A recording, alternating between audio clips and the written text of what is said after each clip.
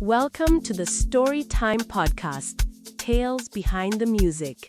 I'm Naledi. And I'm Flo. And because music always carries memories, today we're unpacking real stories that hit just as hard as the lyrics. Chomi, the other day I was listening to Vesta Williams' song, Congratulations. Ooh, this song still slaps. Old school heartbreak still hits. You know what's crazy? The drama from back then is still happening now. Yo, exactly. Just with social media. Let's get into it. Real stories inspired by the song.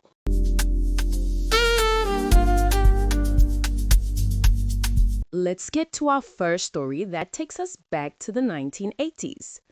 I am a 61-year-old woman from Mamelodi. I was 24 when I met Thomas. Charming, ambitious, said he was saving to start his own business. We dated for 2 years and I thought we were building something real. One day, my aunt was sewing a wedding dress for a client. I didn't think much of it until a friend told me the wedding happening that weekend was for Thomas. My Thomas! Oh, Thomas wami! Hey! I froze. I didn't cry. Not then. The tears came later, heavy and hot. Years passed. I healed, and I found love again with Lebogang. Life's funny, eh? Because on my wedding day, I found out Lebogang was Thomas's cousin. Woo!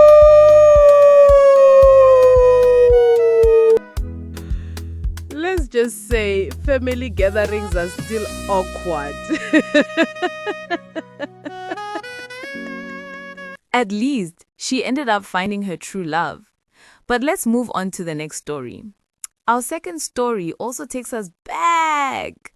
But this one, I'm a 58-year-old woman from Soweto. I was 23 when I met Sipho.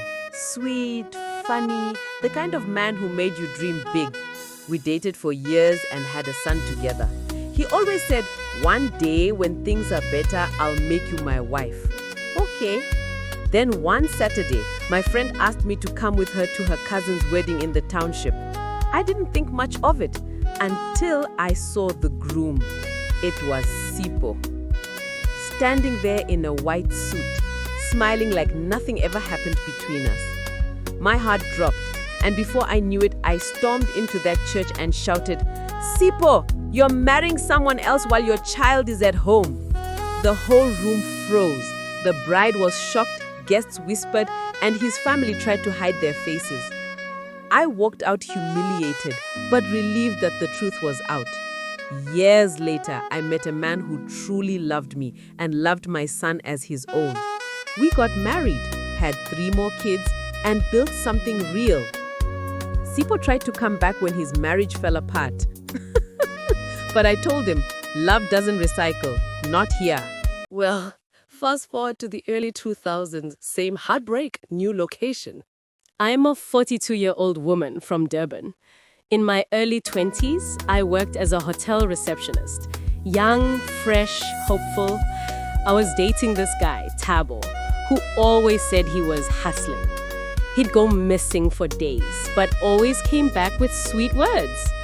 One Friday afternoon, I was on duty when a wedding party checked in. And guess who the groom was? Thabo. I felt my stomach drop. He didn't even recognize me at first, until our eyes met across the reception desk.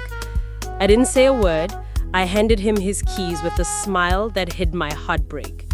That night, I cried harder than I ever had. But I made a promise to myself. I'll never let a man break me at my workplace again. Years later, I got promoted, built my own travel company, and found peace. Funny enough, Tabo called years later asking for hotel discounts. Life really humbles people in its own way. Hypo. Same umcholo, different decade. This next one, Bochomi. Facebook heartbreak. I'm a 33-year-old woman from Johannesburg. I dated this guy for 4 years. We posted each other, took trips, and I even introduced him to my family. Then one Sunday, I opened Facebook, and there he was, in a tuxedo, smiling next to his new wife. Haibo. A full wedding. No explanation, no goodbye. Just congratulations from mutual friends. At first, I cried myself sick. Then I laughed because I realized I dodged a man who was comfortable lying to my face for 4 years. Now I'm focusing on myself, healing and traveling. And every time I hear congratulations by Vesta Williams, I dedicate it to him with peace. Yeah, ne? These stories show us that heartbreak doesn't choose an era. It just changes its platform. And like Vesta Williams said, sometimes the best thing you can say is congratulations, even when it hurts. Remember, Bochomi, this is for you. Every week, we choose a song, post it on our socials, and you vote for which one hits the hardest. Then we pick 4 real stories inspired by that song. So, if you've lived something similar, we are bona. Send your story anonymously. Just DM us on our socials. Who knows? Your story might be featured. Follow us on Facebook, Batoonfied, and Instagram at Batoonfied1. And subscribe to our YouTube channel, Batoonfied. Make sure you like, share, and comment. This is Storytime Podcast. Tales behind the music. Until next time, bye, Bochomi.